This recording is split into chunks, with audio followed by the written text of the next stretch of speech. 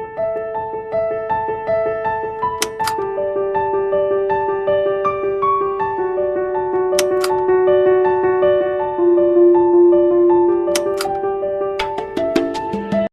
Nursing classes की तरफ से आप सभी को 76वीं रिपब्लिक डे की हार्दिक शुभकामनाएं। लास्ट क्लास में आप लोगों ने देखा कि हमने आरबीसी के बारे में डिस्कस किया था। आज हम डब्ल्यूबीसी के बारे में डिस्कस करेंगे। डब्ल्यूबीसी और प्लेटलेट्स क्या होती हैं। तो डब्ल्यूबीसी यानी व्हाइट ब्लड सेल्स। तो डब्ल्यूबीसी क्या है, सबसे पहले इसके जो कैरेक्टरिस्टिक्स जो होते हैं कि डब्ल्यूबीसी किस टाइप की ब्लड सेल्स है। तो ये एक न्यूक्लिएटेड या अदर नेम जो है इसका, other name also known as leukocytes। Leukocytes के नाम से भी हम जो है डब्ल्यूबीसी को जानते हैं। इसके अलावा ये एक क्या है, कलरलेस ब्लड सेल्स होती है। जैसे आरबीसी का कलर जो था वो कैसा था, रेड था, लेकिन डब्ल्यूबीसी जो होती है वो कैसी है, एक कलरलेस ब्लडलेस सेल्स होती है। दूसरा, ये एक न्यूक्लिएटेड ब्लड सेल्स होती है। ठीक है, मीन्स आरबीसी के अंदर न्यूक्लियस जो था एब्सेंट था, लेकिन डब्ल्यूबीसी के अंदर जो है न्यूक्लियस जो है वो प्रेजेंट रहता है, इसलिए हम इसको न्यूक्लिएटेड ब्लड सेल्स कहते हैं। इसके अलावा इसके साइटोप्लाज्म में प्रेजेंट साइटोप्लाज्मिक ग्रेन्यूल्स। ठीक है, इसके अंदर एक साइटोप्लाज्मिक ग्रेन्यूल्स पाए जाते हैं। जैसे कि मान के चलिए कि ये डब्ल्यूबीसी है, ठीक है, तो इस तरह से इसमें ग्रेन्यूल्स जो है वो प्रेजेंट रहते हैं और इस तरह से इसके अंदर जो है न्यूक्लियस प्रेजेंट रहता है। ठीक है, तो ये साइटोप्लाज्मिक जो है ग्रेन्यूल्स प्रेजेंट रहते हैं। अब इसके जैसे फंक्शंस के बारे में हम देखते हैं कि डब्ल्यूबीसी ऐसा कौन सा फंक्शंस करती है। तो डब्ल्यूबीसी क्या करती है, it is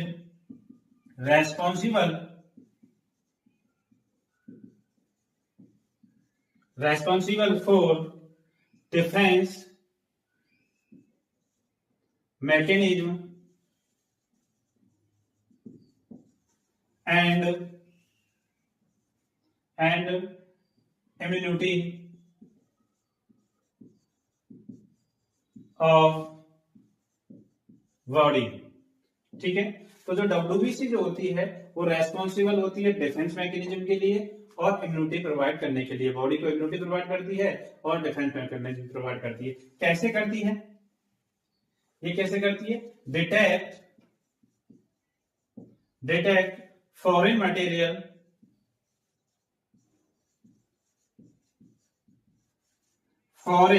material and destroy it.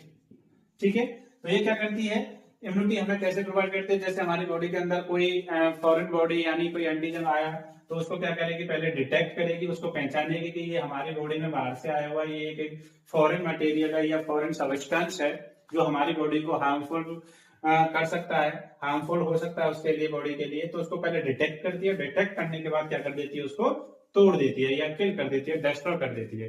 ठीक है, तो ये इस तरह से हमारी बॉडी में काम करती है और उसको हमारी बॉडी के लिए इम्यूनिटी प्रोवाइड करती है। अब इसके बारे में हम टाइप्स के बारे में पढ़ते हैं कि डब्ल्यूबीसी के टाइप्स कौन कौन से होते हैं। डब्ल्यूबीसी को कई टाइप्स में डिवाइड किया गया है या कई टाइप्स में डब्ल्यूबीसी कई टाइप्स की होती हैं। Types of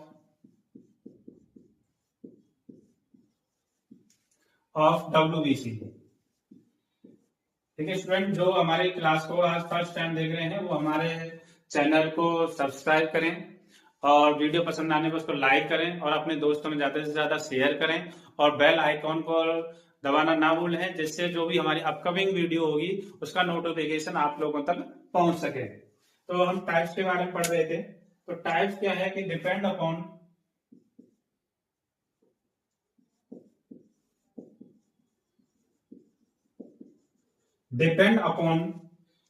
present and absent granules in cytoplasm,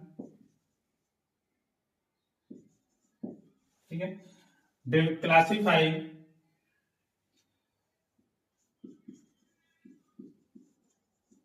classify as, ठीक है।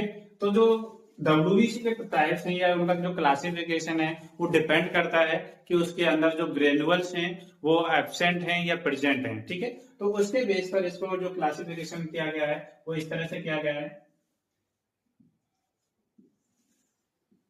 फर्स्ट जो है ग्रेनुलोसाइट्स,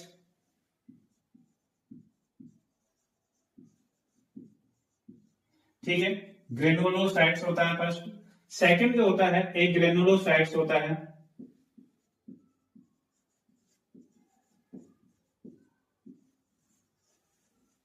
ठीक है, ग्रेनुलोसाइट्स, एक ग्रेनुलोसाइट्स। आगे हम पढ़ेंगे, डिस्कस करेंगे कि ग्रेनुलोसाइट्स क्या होता है, एक ग्रेनुलोसाइट्स क्या होता है, ठीक है। तो उससे पहले ग्रेनुलोसाइट्स को अगेन डिवाइड किया गया है। फर्स्ट न्यूट्रोफिल्स,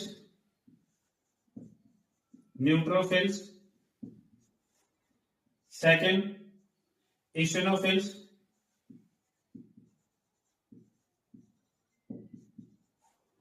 थर्ड बेसोफिल्स, ठीक है। तो ग्रेनुलोसाइट्स को 3 टाइप्स में डिवाइड किया गया है, आपका न्यूट्रोफिल्स, इशनोफिल्स और बेसोफिल्स। इसके अलावा जो एक ग्रेनुलोसाइट्स है उसको भी 2 टाइप्स में डिवाइड किया गया है। पहला है आपका मोनोसाइट्स और दूसरा है आपका लिम्फोसाइट्स।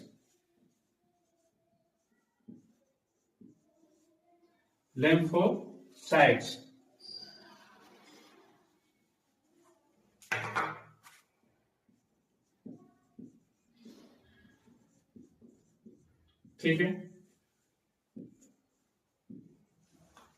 तो फर्स्ट ग्रेनुलोसाइट्स 3 टाइप्स के, न्यूट्रोफिल्स, इशनोफिल्स, बेसोफिल्स।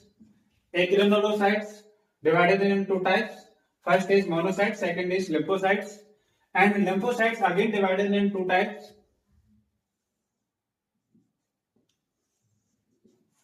B cells या B lymphocytes बोल सकते हो,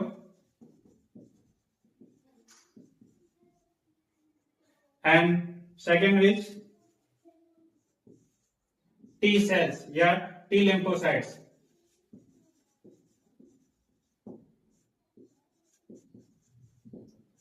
ठीक है। तो ये क्लासिफिकेशन है। टी को आगे भी डिवाइड किया गया है, लेकिन जब हम टी लिम्फोसाइट्स पढ़ेंगे तो उसमें हम आपको क्लासिफिकेशन बताएंगे कि टी को जो लिम्फोसाइट्स हैं उनको टी सेल्स और आपका CD4-8 और CD4-8 और CD8 में आपको डिवाइड किया गया है। तो इस तरह से इसका क्लासिफिकेशन है, ग्रेनुलोसाइट, ग्रेनुलोसाइट। ठीक है, तो समझ में आ गया सभी के। यहां से हम फर्स्ट जो है डिस्कस करेंगे कि एक ग्रेनुलोसाइट्स क्या होता है।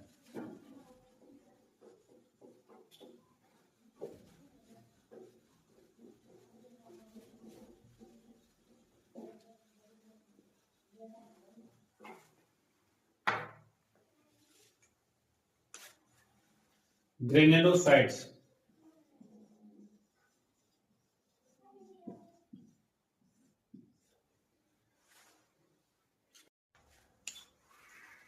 मेथाइलिन ब्लू यानी ब्लू कलर देता है। इसके अलावा जो ग्रेनुलोसाइट्स है, ग्रेनुलोसाइट्स जो है वो एक जब वो 3 टाइप्स में डिवाइड होता है, उस डिवाइड होने से पहले माइलोब्लास्ट से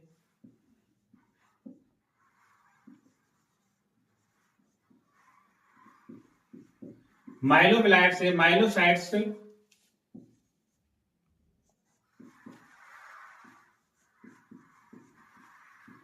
माइलोब्लास्ट से माइलोसाइट्स की तो डिफरेंट जो स्टेजेस होती हैं वहां से निकलती है और तब जाकर के ये क्या है 3 टाइप्स में डिवाइड होती है, जो मैंने अभी बताया था, न्यूट्रोफिल्स, इसिनोफिल्स और बेसोफिल्स। तो अब हम जो है फर्स्ट जो है न्यूट्रोफिल्स के बारे में डिस्कस करेंगे।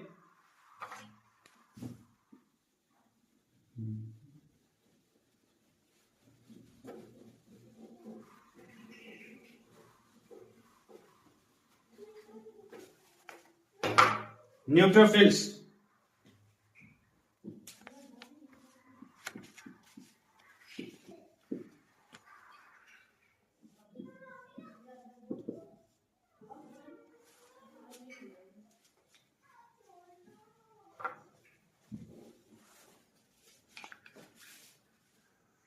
हम न्यूट्रोफिल्स के बारे में देखते हैं कि न्यूट्रोफिल्स क्या होती है।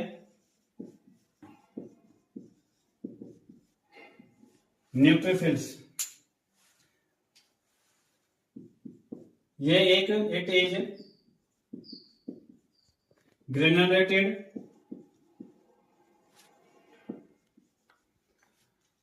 न्यूक्लिएटेड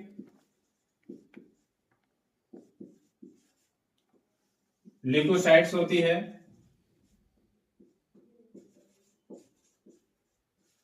ठीक है, यानी इसमें ग्रेनुअल्स भी प्रेजेंट रहते हैं, न्यूक्लियस भी प्रेजेंट रहता है। ठीक है, यानी ग्रेनुअल्स जो साइटोप्लाज्मिक होते हैं उसके अंदर ग्रेनुअल्स भी और आपका जो है सब प्रेजेंट रहते हैं, न्यूक्लियस भी। इसके अलावा इसके अंदर मल्टीलोब्ड न्यूक्लियस होता है। जो न्यूक्लियस जो होता है वो कैसा होता है, मल्टी लोब्ड, यानी उसके इस तरह से जैसे ये न्यूट्रोफिल्स है। ठीक है, तो इसमें जो इसके न्यूक्लियस प्रेजेंट रहता है वो इस तरह से रहता है।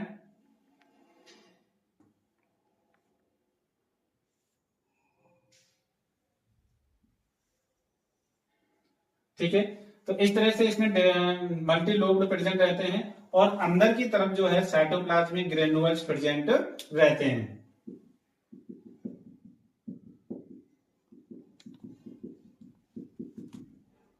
तो दिख रहा है जैसे इसमें मल्टी लोब थे, मल्टी इसमें ये 1 2 3 मल्टी लोब हो गए और आपके इसमें ये इस तरह से साइटोप्लाज्मिक जो ग्रेनुअल्स हैं वो प्रेजेंट रहते हैं। ठीक, तो ये आपकी न्यूट्रोफिल्स है, ये हो गया आपके मल्टी लोब्ड।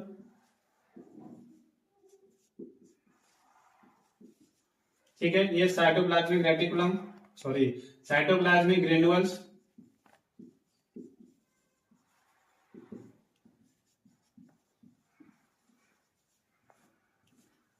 ठीक, तो आपके न्यूट्रोफिल्स हो गए। न्यूट्रोफिल्स जो होती है वो हमारी हाँ, एक चीज और है इसके अंदर कि जो ये मल्टीलोब्ड न्यूक्लियस जो पाया जा रहा है इसकी वजह से इसको पॉलीमॉर्फ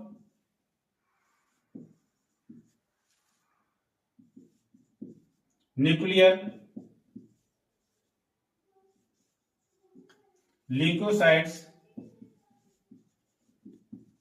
कहते हैं। ठीक है, मल्टीलोब्ड है, इसी वजह से जो न्यूट्रोफिल्स को है वो हम क्या कहते हैं, पॉलीमॉर्फ न्यूक्लियर ल्यूकोसाइट्स के नाम से भी जानते हैं। ठीक है, इसके अंदर जो जो डाई पाई जाती है या स्टेनिंग जो पाई जाती है,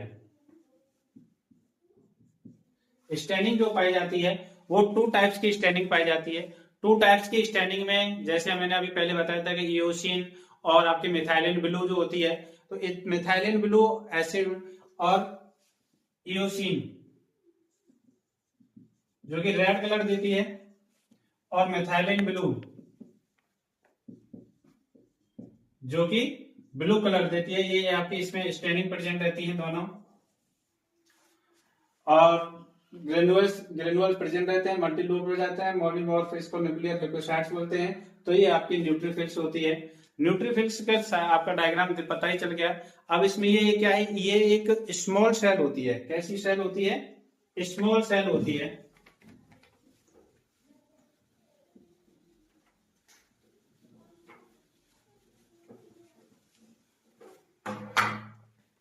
स्मॉल सेल होती है, एक फास्ट होती है और एक्टिव होती है। कैसी होती है ये, स्मॉल सेल, फास्ट और एक्टिव सेल होती है, जो कि एक्टिव सेल का मतलब स्कैवेंजर्स, जो ये क्या करती है, small cell, fast, active, scavengers cells होती है, स्कैवेंजर्स सेल्स। स्कैवेंजर सेल्स का मतलब क्या होता है? स्कैवेंजर सेल्स का मतलब ये होता है कि ये हमारी बॉडी में ढूंढ ढूंढ के, मतलब उसको सर्च सर्च करके, जो हमारे टिश्यू डेब्रिस होते हैं, डेब्रिस ऑफ टिश्यू, ठीक है, डेड सेल्स जो होती हैं, ठीक है, और जो जो फॉरेन सब्सटेंस जो होता है,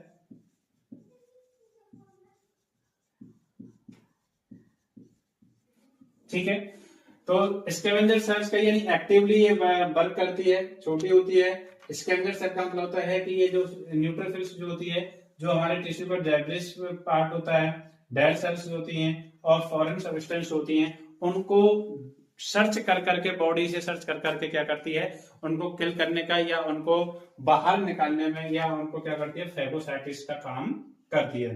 ठीक है, किसका काम करती है? फेगोसाइट्स का काम करती है। ठीक है, तो यही कह सकते हैं कि न्यूट्रोफिल्स जो होती है वो एक फेगोसाइटिक जो सेल, फेगोसाइटिक जो सेल होती है। ठीक है, अब फेगोसाइटिक का आप सब मतलब समझ ही गए हैं कि ये क्या करती है कि जो debris, dead cells, foreign substance है, उनको किल करने में या उनको इनगल्फ करने में, यानी उनको निगलने में हेल्प करती है। ठीक है, इसके अलावा कुछ इसके, जैसे इसका साइज क्या है होता है, डायमीटर क्या होता है, वो भी देख लेते हैं। न्यूट्रोफिल्स का जो साइज जो होता है वो 10 से 12 माइक्रोन होता है। डायमीटर 10 से 12 मीटर, 12 माइक्रोन। ठीक है, न्यूट्रोफिल्स का जो डायमीटर होता है वो 10 से 12 माइक्रोन रहता है।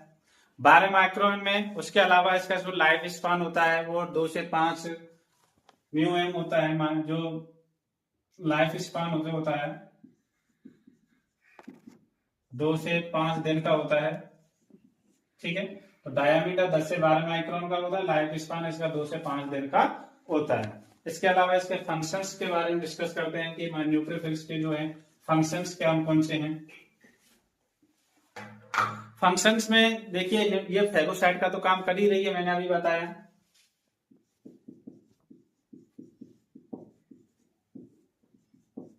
न्यूट्रोफिल्स जो है फंक्शंस का तो काम कर ही रही है। स्ट्रॉन्ग फेगोसाइटिक सेल्स होती है, मेनली जो इसका फंक्शन है वो स्ट्रॉन्ग, इट इज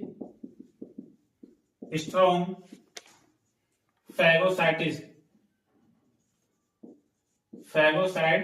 सेल्स। ठीक है, जो इसका जो मेन जो फंक्शन है न्यूट्रोफिल्स का, तो वो है आपका स्ट्रॉन्ग फेगोसाइटिक सेल होती है, रेस्पॉन्सिबल फॉर फेगोसाइटोसिस, और ये डिफेंस मैकेनिज्म का काम करती है, इम्यूनिटी प्रोवाइड करती है, defence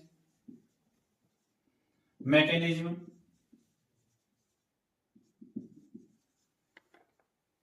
promote and provide immunity. ठीक है, इम्यूनिटी हमारी बॉडी के डिफेंस मैकेनिज्म को इंप्रूव करती है और इम्यूनिटी को इंक्रीज करने में हेल्प करती है, और इसको हम फर्स्ट लाइन बैरियर ऑफ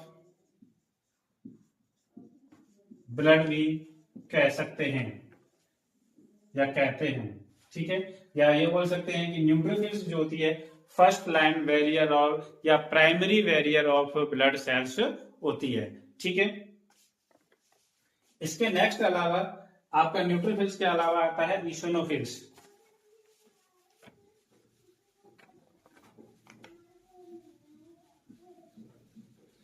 आप लोग पेन कॉपी लेके बैठा करें, जिससे जो भी यहाँ पर आपको बताया जा रहा है उसको आप राइट डाउन कर सकें और अपना एक अच्छे नोट्स प्रिपेयर कर सकें। आपके यूनिवर्सिटी एग्जाम में जो है आपके लिए बहुत ही हेल्पफुल रहेंगे जो स्टूडेंट्स जीएनएम के फर्स्ट ईयर के एग्जाम देने वाले हैं या बीएससी फर्स्ट सेम के जो एनाटॉमी फिजियोलॉजी के एग्जाम देने वाले हैं, उनके लिए जो ये वीडियोज हैं बहुत ही हेल्पफुल रहेंगी और अपना जो है यहाँ से नोट्स प्रिपेयर अच्छे अच्छे नोट्स प्रिपेयर कर सकते हैं।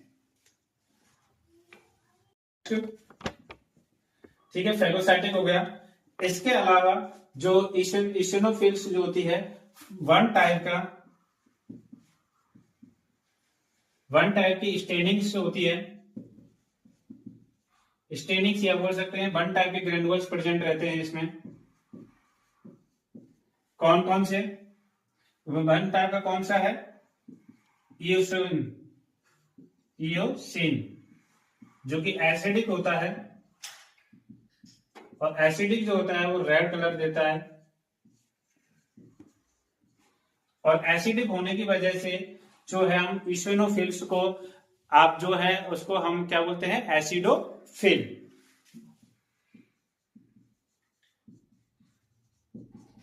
ठीक है, तो इशनोफिल्स को हम जो है उसका दूसरा नाम जो है उसको हम एसिडोफिल्स भी कहते हैं। जो इसके डायामीटर जो है, नेक्स्ट डायामीटर देख लेते हैं इसके क्या क्या डायामीटर है।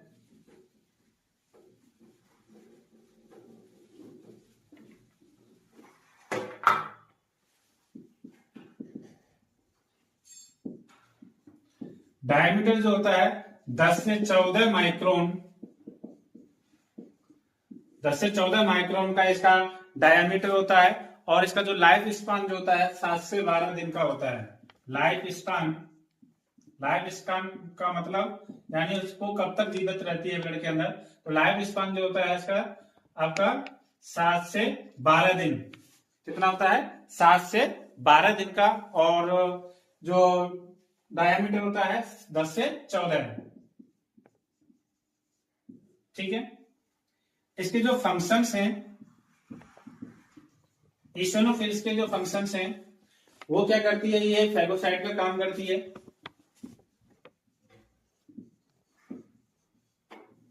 ठीक है, और ये उनको डिस्टर्ब करती है पैरासाइट्स को, जैसे बॉर्म्स। और ये जो इशनोफिल्स है वो एलर्जिक कंडीशन में क्या है? इंक्रीज हो जाती है। Allergic condition increase in asthma and dermatitis. ठीक है, तो अस्थमा है, डर्मेटाइटिस है, और भी सारी बहुत सारी जो एलर्जी कंडीशन है उनके अंदर क्या है? इशनोफिल्स के जो अमाउंट है वो इंक्रीज हो जाता है। ठीक है, और ये एक इम्पोर्टेंट रोल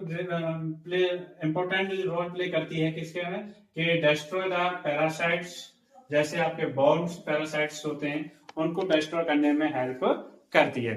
ठीक है, और इसी तरह से ये हमारी नेक्स्ट बेसोफिल्स।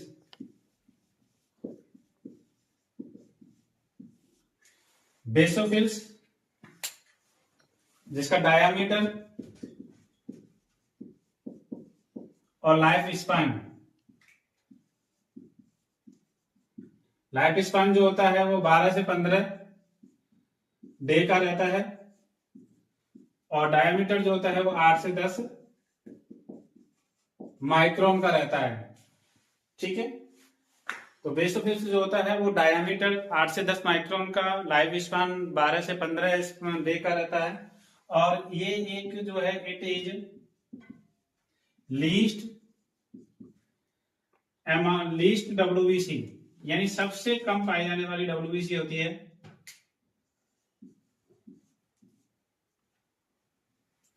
सबसे कम पाई जाने वाली अगर कोई डब्ल्यूबीसी है तो बेसोफिल्स है। और इसका जो बेसोफिल्स के अंदर इन दिस प्रेजेंट न्यूक्लियस, और न्यूक्लियस कैसा रहता है? बाइलोब। ठीक है, ग्रेनुअल्स प्रेजेंट रहते हैं इसमें। ठीक है, तो ये तो हो गया कि डायमीटर हो गया, लाइफ स्पैन इतना हो गया, इसका लीस्ट अमाउंट में पाई जाने वाली WBC यानी सबसे कम अमाउंट में पाई जाती है, और जो इसका जो न्यूक्लियस रहता है वो वाइल्ड रहता है, ग्रेनुअल्स प्रेजेंट रहते हैं। इसके अलावा इस जो बेसोफिल्स है,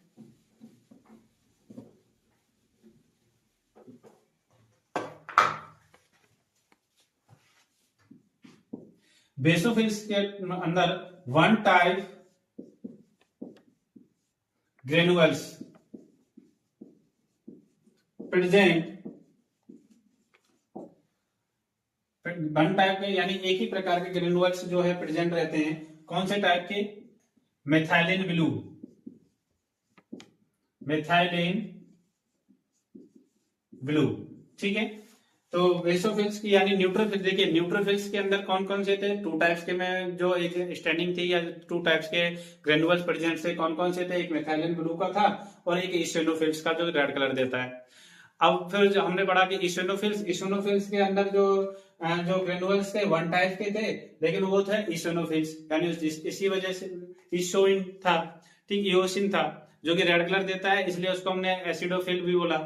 उसके अलावा नेक्स्ट था बेसोफिल्स, तो बेसोफिल के अंदर जो ग्रेनुअल्स प्रेजेंट है वन टाइप के, वो है आपके मेथाइलिन ब्लू, जो कि मेथाइलिन ब्लू कलर देते हैं। और जो आपकी जो बेसोफिल्स जो होती है वो closely associated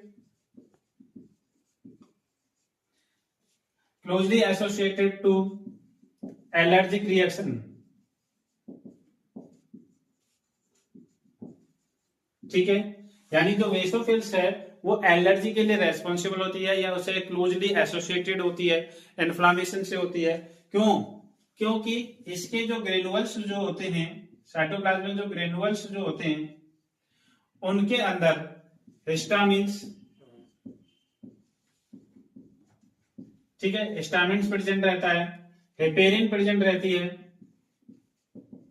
and other substance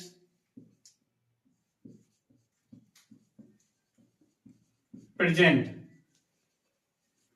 ठीक है। यानी जो ग्रेनुअल्स होते हैं, जैसे ये ग्रेनुअल्स हो गया और इसके अंदर ये आपके हेपेरिन हो गई, ये आपके हिस्टामिन्स हो गए और दूसरे सब्सटेंस हो गए, ठीक है। तो इस तरह से जो इसके ग्रेनुअल्स होते हैं उनके अंदर हिस्टामिन्स जो कि इन्फ्लामेटरी रिएक्शन के लिए रेस्पॉन्सिबल होता है, हेपेरिन जो होता है हमारे ब्लड को ब्लड क्लॉटिंग से प्रिवेंट करता है, ठीक है। हाँ, इसका डायग्राम भी देख लीजिए, इस तरह का इसका डायग्राम होता है, ये हुआ, और इसका जो वाई लोब जो होता है आपका, ये है इसका दो लोब बने हुए हैं, और इसके अंदर ये साइटोप्लाज्मिक जो है आपके ग्रेनुअल्स प्रेजेंट रहते हैं, ठीक है। अब इसका देखते हैं फंक्शंस क्या है।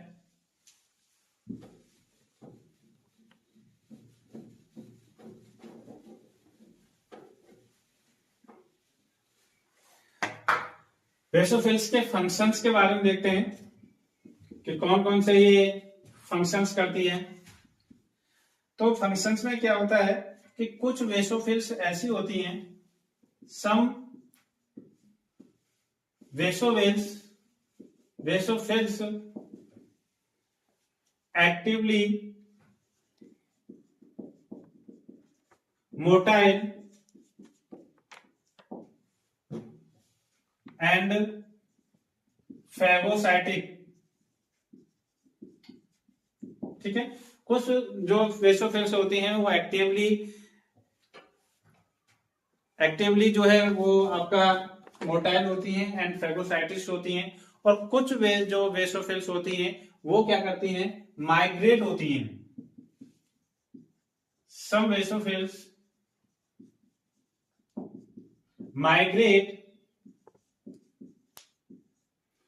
migrate to blood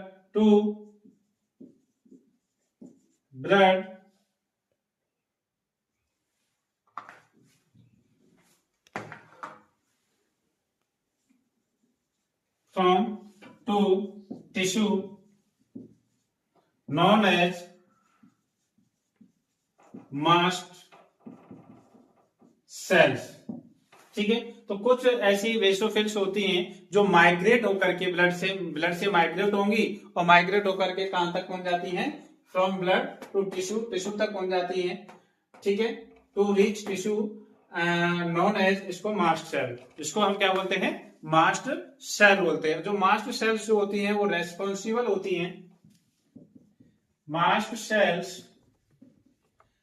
responsible for allergic reaction. ठीक है, जो मास्ट सेल जो होती हैं वो एलर्जिक रिएक्शन के लिए रेस्पॉन्सिबल होती हैं, क्योंकि बिकॉज ग्रेनुअल्स कंटेन, या ये बोल सकते हैं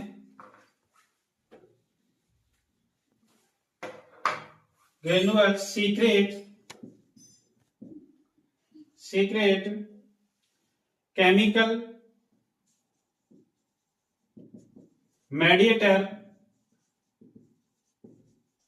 ठीक है, तो ये जो बेसोफिल्स के जो ग्रेनुअल्स जो होते हैं, या जो बोल सकते हैं मास्ट सेल जो होती हैं, वो एक केमिकल मेडिएटर को सीक्रेट करती हैं, केमिकल जो मेडिएटर है उसका सीक्रेशन करती हैं। और ये जो केमिकल मेडिएटर जो होता है, आप लोग नोट बुक्स में लिखते चलना जो भी यहाँ पर लिखाया जा रहा है, जिससे आपके एक अच्छे नोट्स मिल जाएं। ठीक है, जो केमिकल मेडिएटर्स जो होते हैं, केमिकल मेडिएटर में कौन कौन से हैं, जैसे लिकोटेरिन है, ग्लूकोटेरिन, सेरोटोनिन। ठीक है, ग्लूकोटेरिन हो गया आपका, सेरोटोनिन हो गया, और आपके इसमें स्टामिन्स भी है। ठीक है, हेपेरिन है।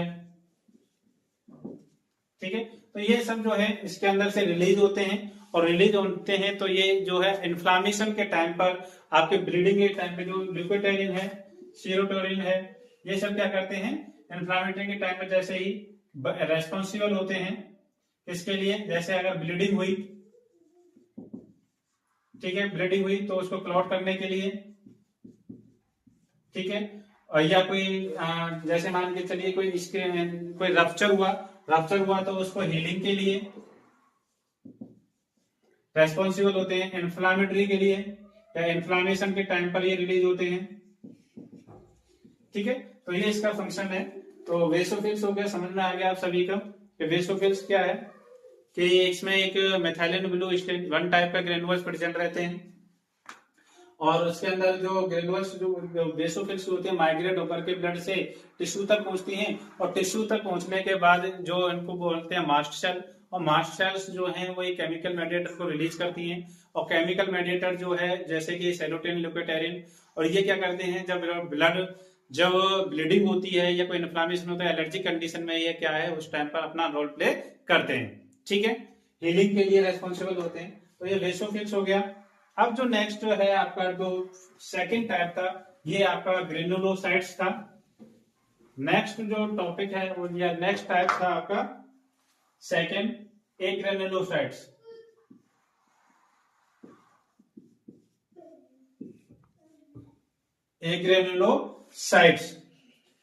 एग्रेनुलोसाइट्स को भी डिवाइड किया गया था, और एग्रेनुलोसाइट्स के अंदर में क्या था, इसको क्लासिफिकेशन तो हमने पहले ही पढ़ लिया था कि इसको मोनोसाइट्स और ल्यूकोसाइट्स में डिवाइड किया गया है। ठीक है, और इसमें जो न्यूक्लियस जो प्रेजेंट रहता है, न्यूक्लियस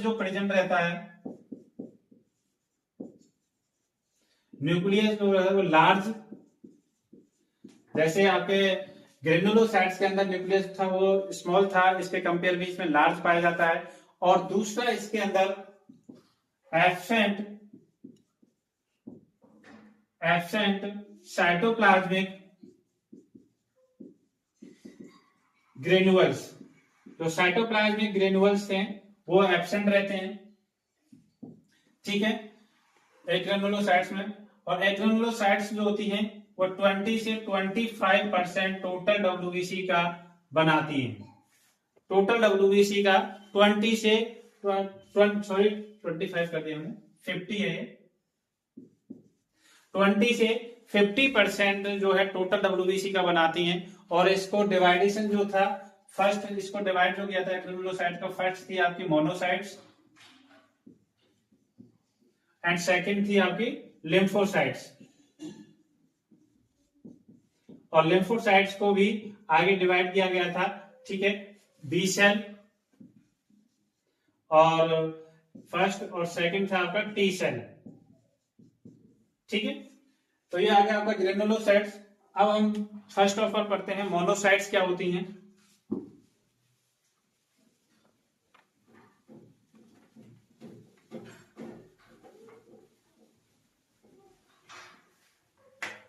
अब देखते हैं कि मोनोसाइट्स में क्या होता है।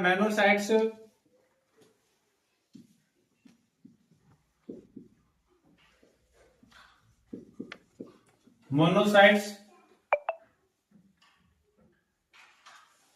इसका जो डायमीटर होता है 14 से 18 माइक्रोन होता है। कितना होता है? 14 से 18 माइक्रोन होता है। और इसका जो लाइफ स्पान जो होता है 2 से 5 दिन का इसका लाइफ स्पान होता है, ठीक है। तो 14 से 18 इसका जो है डायमीटर और 2 से 5 इसका दिन का जो होता है इसका लाइफ स्पान होता है। मोनोसाइट क्या है? एक लार्जेस्ट सेल होती है, largest cell of the human blood, ठीक है। एक लार्जेस्ट ह्यूमन ब्लड की एक लार्जेस्ट सेल होती है और इसके अंदर कोई भी नॉट कंटेनिंग ग्रेन्यूल्स, कोई भी ग्रेन्यूल्स नहीं प्रेजेंट रहता है, क्योंकि ये ग्रेनुलोसाइट्स का टाइप है, ग्रेनुलोस टाइप की ब्लड सेल्स है। और इसके अंदर जो ग्रेन्यूल्स जो और इसके अंदर जो होता है न्यूक्लियस प्रेजेंट रहता है, ठीक है। मोनोसाइट्स हो गई। मोनोसाइट्स का जो शेप होता है वो किडनी जैसे,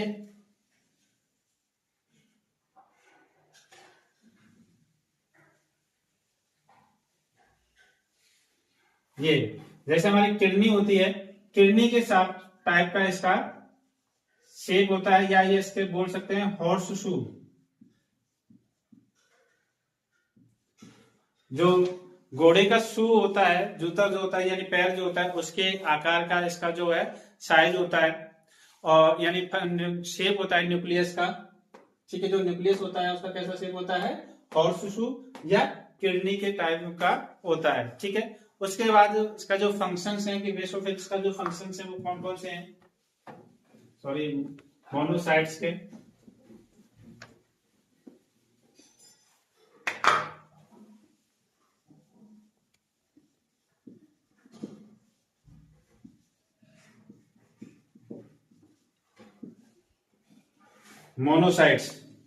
मोनोसाइट्स के जो फंक्शंस हैं वो क्या है कि ये जब ये सर्कुलेट होती है ब्लड में तो एक्टिवली मोटाइल होकर के फेगोसाइट में करती है, और कुछ जो होती हैं वो माइग्रेट होकर के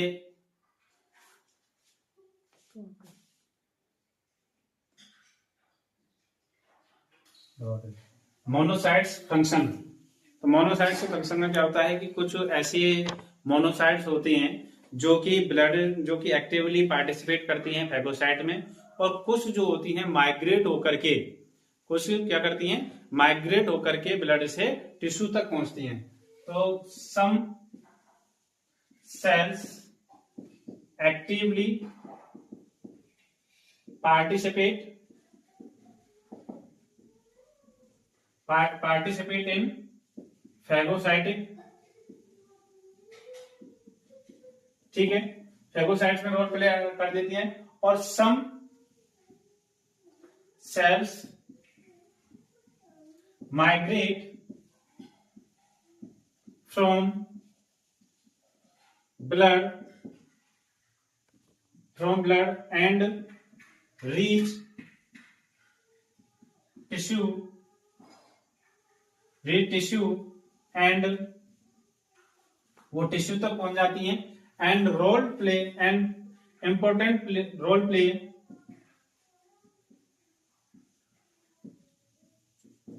important role play in macrophage. ठीक है, तो इसका जो मोनोसाइट्स के जो फंक्शन है, कुछ तो मोनोसाइट्स ऐसी होती हैं जो कि एक्टिवली पार्टिसिपेट करती हैं फेगोसाइट में मोटाइल होकर के, और कुछ जो है वो ब्लड से माइग्रेट होती हैं और टिश्यू तक पहुंचती हैं, उसके बाद वो मैक्रोफेजिस में रोल प्ले करती हैं, जिससे वहां पर ये जो मोनोसाइट्स होती है लार्जेस्ट फेगोसाइट्स होती है, फेगोसाइट्स होती है। जैसे कुछ जो फेगोसाइट्स या जो कुछ सेल्स हैं वो कैसे जैसे बॉडी में प्रेजेंट हैं, जैसे लंग्स है में डस्ट सेल होती हैं। ठीक है, लंग्स में डस्ट सेल हो गई। ब्रेन के अंदर जैसे माइक्रोग्लियल हो गई, माइक्रोग्लियल सेल्स हो गई। ठीक है, तो ये ऐसी डस्ट सेल हैं जो हमारे बॉडी जो मतलब कि है कि जो मैक्रोफेजेस का काम करती हैं और फेगोसाइटिक्स का काम करती हैं। ठीक है, और जैसे लीवर इसके अलावा आपके लंग्स हो गया डस्ट सेल, ब्रेन में माइक्रोग्लियल सेल हो गई, इसके अलावा लीवर है, लीवर में आपका कॉपर सेल्स प्रेजेंट रहती हैं। ठीक है, लीवर के अंदर कॉपर सेल प्रेजेंट रहती हैं। इसके अलावा आपके जैसे एक है आपका स्किन है, लैंगरहैंस। ठीक है, तो इस तरह से ये जो सेल्स हैं वो हमारे फेगोसाइटिक के रूप में काम करती हैं। ठीक है, अब नेक्स्ट आता है आपका लिम्फोसाइट्स।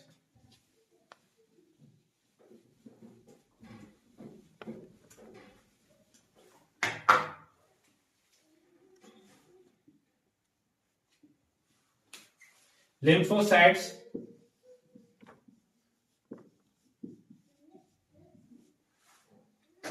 लिम्फोसाइट जो है एग्रेनुलोसाइट का सेकंड टाइप है, और ये स्मॉल होती है compare to monocytes.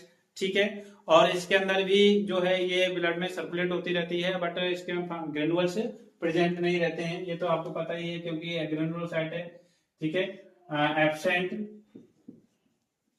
Granules.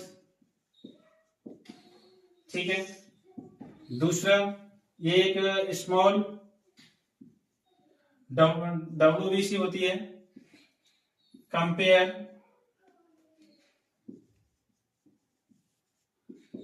To monocytes. इसका जो न्यूक्लियस शेप जो होता है, न्यूक्लियस शेप जो होता है इसका ओवल शेप होता है। जैसे ये आपके लिम्फोसाइट्स है और इसमें इस तरह से लार्ज न्यूक्लियस प्रेजेंट रहता है, इसके अंदर लिम्फोसाइट्स के अंदर लार्ज न्यूक्लियस प्रेजेंट रहता है, और साइज जो होता है उसका ओवल टाइप का होता है। ठीक है, तो ये आपका लिम्फोसाइट्स हो गया। लिम्फोसाइट्स के अलावा आपका फिर इसके अंदर देखते हैं इसके फंक्शंस के बारे में। सॉरी, इसके लिम्फोसाइट्स को उसकी फंक्शंस और मैच्योरेशन के according to functions and maturation of lymphocytes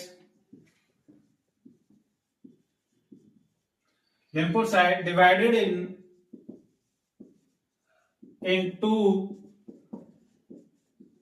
types. ठीक है, इसके जो फंक्शंस और इसके मैच्योरेशन के आधार पर इसको टू टाइप्स में डिवाइड किया गया है। टू टाइप्स में क्या क्या डिवाइड किया गया है? फर्स्ट है आपकी बी सेल्स या बी लिम्फोसाइट्स, ऐसे कंपेयर करके देखते हैं हम इसमें। और ये क्या है आपका टी लिम्फोसाइट्स। ठीक है, तो बी लिम्फोसाइट्स को हम जो बी लिम्फोसाइट्स जो होता है ये डेवलप जो है बोन मैरो में होता है। देखिए डिफरेंट करते हैं, different between the B lymphocyte and T lymphocytes में, तो ये इसका develop and maturation in bone marrow, but जो टी लिम्फोसाइट्स है उसका develop in bone marrow, bone marrow के अंदर होता है,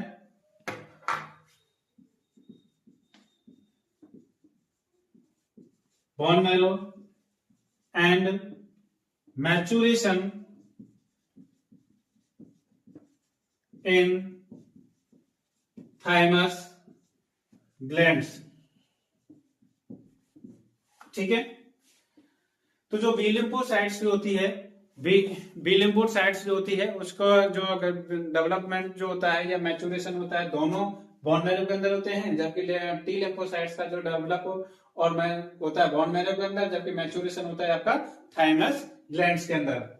इसके अलावा बी लिम्फोसाइट्स में, बी लिम्फोसाइट्स को हम ह्यूमरल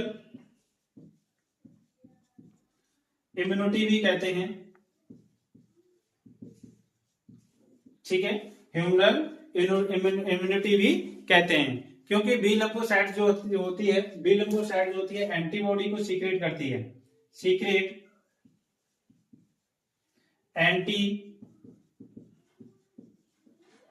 एंटीबॉडी। ठीक है, ह्यूमरल क्या है, क्योंकि जो ब्लड प्लस लिम्फ इन दोनों को है हम क्या कहते हैं, ह्यूमर, ह्यूमर बोलते हैं। और ह्यूमर से जो हमें इम्यूनिटी मिल रही है उसको हम क्या कहते हैं, ह्यूमरल इम्यूनिटी कहते हैं। ठीक है, जबकि टी लिम्फोसाइट्स जो होती है उसको हम सेलुलर इम्यूनिटी कहते हैं। ठीक है, also known as cellular immunity, जबकि बी लिम्फोसाइट को also known as humoral immunity. ठीक है, टी लिम्फोसाइट को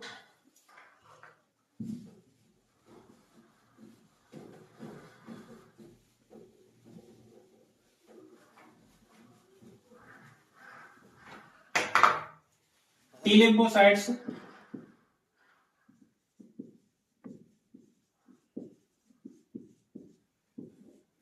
लिम्फोसाइट्स जो है उसको डिवाइड किया गया है आपका CD अकॉर्डिंग टू फंक्शंस। ठीक है, CD8 और CD4। ठीक है, ये हमारी इम्यूनिटी को प्रोवाइड करती है। और CD4 जो है वो ये क्या है, डिक्रीज इन HIV। ठीक है, HIV के टाइम पर क्या होती है, ये जो इम्यूनिटी होती है वो इम्यूनिटी ने ये CD4 जो काउंट होती है वो डिक्रीज हो जाती है HIV के केस में, जबकि इम्यूनिटी के केस में जो CD8 जो है हमें इम्यूनिटी प्रोवाइड करती है। ठीक है, तो आगे इसको फंक्शन के अकॉर्डिंग इसको 2 टाइप्स में डिवाइड किया गया है, CD8 और CD4 में। ठीक है, अब इसके अलावा ये हो गया आपका ब्लड सेल्स हो गए कि जो आपके WBC के टाइप्स हो गए। इसके हम वेरिएशंस के बारे में पढ़ते हैं, variation of WBC। Variation of WBC की जो वेरिएशन है कि कब कौन सी कंडीशन में WBC कम हो जाती है और कौन सी कंडीशन में WBC जो है इंक्रीज हो जाती है। ठीक है, इसमें क्या है वेरिएशन ऑफ WBC में,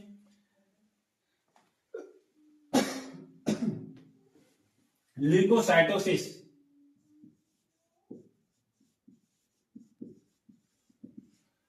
और एक होता है आपका ल्यूकोसाइटोपेनिया। ठीक है, ये 2 वर्ड होते हैं वेरिएशंस के लिए कि ल्यूकोसाइटिस का मतलब होता है इंक्रीज, ल्यूकोसाइटिस का मतलब होता है increase amount of WBC in case of fever, infection, inflammation, ठीक है। तो जो कोई एलर्जी, ठीक है, तो अगर किसी को फीवर है, इन्फेक्शन है, इन्फ्लामेशन है या एलर्जी है, तो इस कंडीशन में क्या होता है कि डब्ल्यूबीसी का अमाउंट जो है वो इंक्रीज हो जाता है, जबकि ल्यूकोसाइटोपेनिया का मतलब होता है decrease amount of WBC in case of bone marrow depression,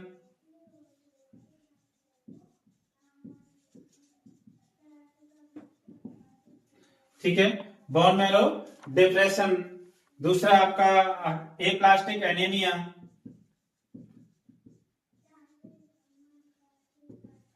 ठीक है, aplastic bone marrow depression, aplastic anaemia, या आपका रेडिएशन एंड कीमोथेरेपी। तो इन केसेस में जो होता है ल्यूकोसाइटोपेनिया यानी डब्ल्यूबीसी की संख्या जो है वो कैसी हो जाती है, डाउन हो जाती है। अब जैसे एप्लास्टिक एनीमिया में है, इसमें क्या होता है कि बोन मैरो जो है अपना जो बोन मैरो के जो फंक्शंस होते हैं, वो कैसे हो जाते हैं, अल्टर्ड हो जाते हैं। और अल्टर्ड होने की वजह से जो बोन मैरो है जो किसके लिए रेस्पॉन्सिबल होती है, ब्लड सेल्स के लिए, तो ब्लड सेल्स नहीं बनती हैं। तो उस कंडीशन में क्या होता है कि एक जो है आपको एक जो कंडीशन से क्रिएट होती है या आकर हो जाती है, उसको बोलते हैं पैनसाइटोपेनिया। पैनसाइटोपेनिया का मतलब होता है कि इसमें पैनसाइटोपेनिया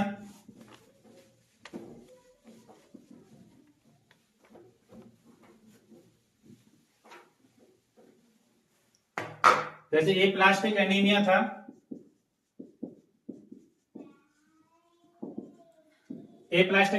था, इसमें क्या होता है, depress bone marrow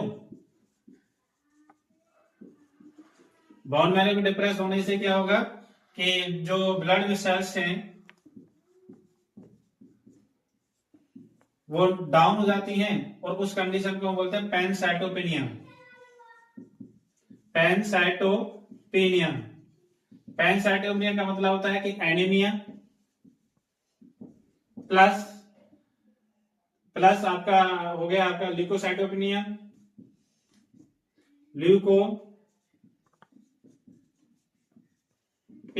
plus thrombocytopenia,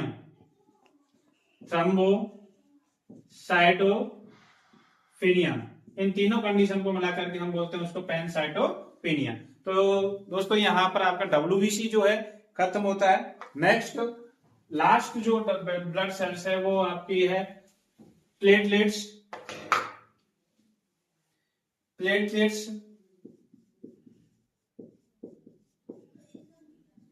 तो प्लेटलेट्स जो है सब, सॉरी वो ऊपर डब्ल्यूबीसी भी लिखा हुआ है,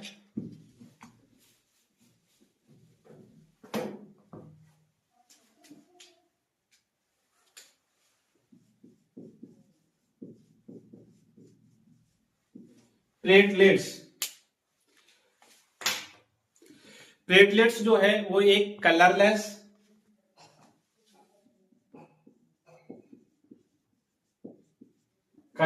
सेल्स होती है, स्मॉल होती है,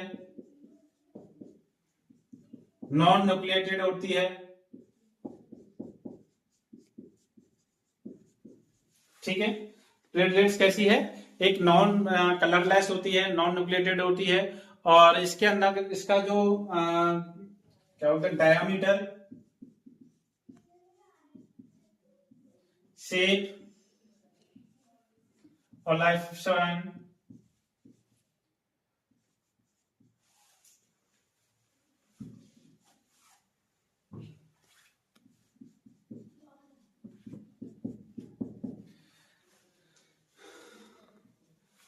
तो जो प्लेटलेट्स जो होती है, डायमीटर जो होता है उसका 2 से 4 म्यूएम का रहता है, जबकि वॉल्यूम वॉल्यूम जो होती है, हाँ सॉरी, वॉल्यूम इसका इंपॉर्टेंट है प्लेटलेट्स का, उसका डब्ल्यूबीसी का प्लेटलेट्स में वॉल्यूम बताना भूल गया, तो 4000 से 11000 पर QM3 होता है। ठीक है, तो 4000 से 11000 जो है डब्ल्यूबीसी का अमाउंट रहता है, और इसका जो शेप होता है डिस्क शेप का रहता है। लाइफ स्पान जो होता है इसका, लाइफ स्पान जो होता है 8 से 11 दिन का, तो इसका लाइफ स्पान होता है। शेप होता है डिस्क का, डिस्क शेप। ठीक है, और इसका जो वॉल्यूम जो होता है 1.5 लाख से 4.5 लाख जो है इसका वॉल्यूम होता है।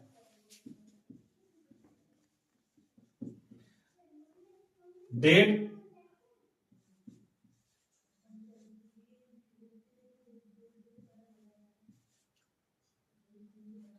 1.5 लाख से 4.5 लाख। ठीक है, तो ये कलरलेस सेल है, स्मॉल सेल है, नॉन न्यूक्लिएटेड सेल है। Shape disc shape, life span 8 से 11 दिन का, वॉल्यूम 1.5 लाख से 4 लाख, और डायमीटर जो होता है इसका डायमीटर जो होता है इसका होता है आपका, अरे यार डायमीटर कितना होता है, 2 से 4 है। अरे यार, तो हाँ, डायमीटर जो था पढ़ रहे थे कि नॉन न्यूक्लिएटेड रहता है। डायमीटर जो होता है इसका आपका 2 से 4 म्यूएम का रहता है। ठीक है, तो ये हो गया आपका। और इसके अलावा जो ब्लड प्लेटलेट्स का एक प्रिक्यूसर होता है, प्रिक्यूसर का मतलब होता है कि किस तरह से, मतलब उसको प्रिक्यूर्स करने वाला, उसको precursor of platelets is known as megakaryocytes. ये जो मेगा कैरियोसाइट्स है, यहां से डेवलप जो प्लेटलेट्स है उसका फॉर्मेशन होता है। ठीक है, और जो process of formation of platelets known as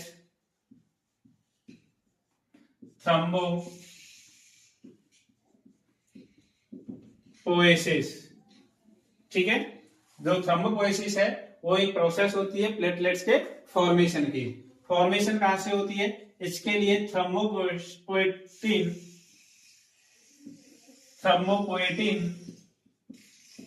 hormone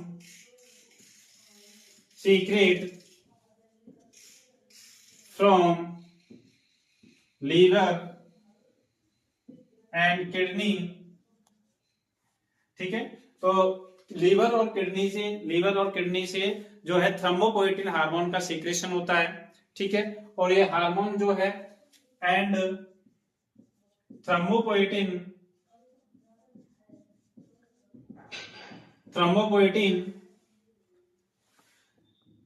stimulate of bone marrow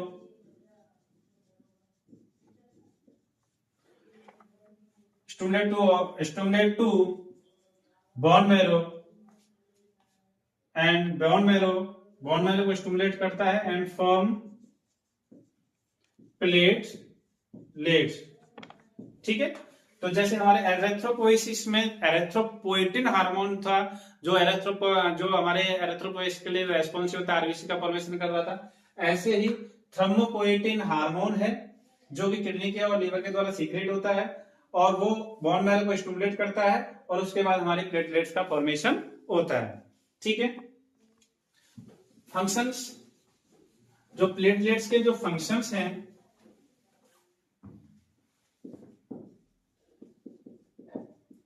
functions हैं आपके blood prevent blood loss while hemostasis hemostasis से प्रिवेंट करती, हेमोस्टासिस के द्वारा ब्लड लॉस को प्रिवेंट होने से प्रिवेंट करती है। जब कोई बॉडी में इंजर्ड हो जाता है, ठीक है, तो उस टाइम में जो ब्लडिंग होती है तो वहां पर ये ब्लड क्लॉट के द्वारा, ठीक है, ब्लड क्लॉट के द्वारा ब्लड लॉस को प्रिवेंट करती है। अब इसके वेरिएशन देख लेते हैं। वेरिएशन में थ्रोम्बोसाइटोसिस,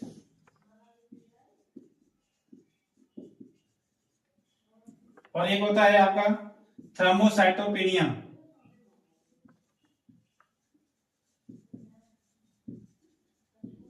पेनिया का मतलब लेस, यानी यहां पर डिक्रीज हो जाएंगी, और यहां पर क्या हो जाएगी, इंक्रीज हो जाती हैं आपकी प्लेटलेट्स, ठीक है। अब थर्मोसाइटोसिस के यानी इंक्रीज कौन कौन सी कंडीशन में होती हैं आप देखेंगे। सॉरी, थर्मोसाइटोकिनेसिस में जैसे हेमरेज की कंडीशन में, ठीक है, कोई फ्रैक्चर हो गया, और आपका इसके अलावा ट्रॉमा हो गया, तो इस कंडीशन में आपने देखा होगा कि ब्लीडिंग होती है, उसके बाद हमारी प्लेटलेट्स बढ़ती हैं और वो इकट्ठा होकर के वहां पर एक प्लग बनाती हैं और ब्लड क्लॉट बन जाता है, जिससे ब्लीडिंग रुक जाती है। उस कंडीशन में तो ये डिक्रीज हो जाती हैं। और थ्रोम्बोसाइटोपेनिया कौन सी कंडीशन में डिक्रीज होगी, जैसे बोन मैरो डिप्रेशन,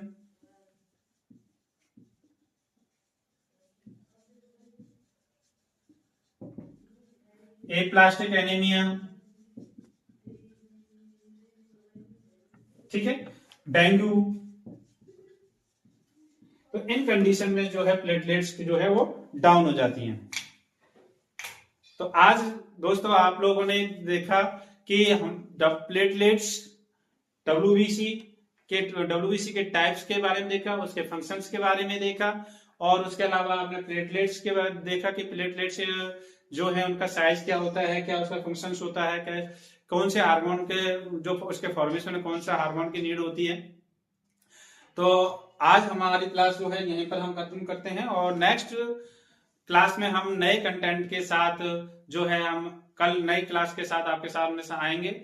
और तब तक के लिए आप लोगों से एक ही रिक्वेस्ट है कि हमारे चैनल को ज्यादा से ज्यादा अपने दोस्तों के साथ शेयर करें, वीडियो को पसंद आने पर लाइक करें और सब्सक्राइब करें।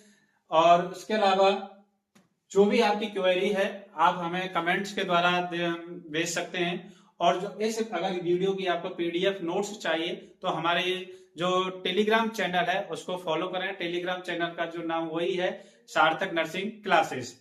Thank you.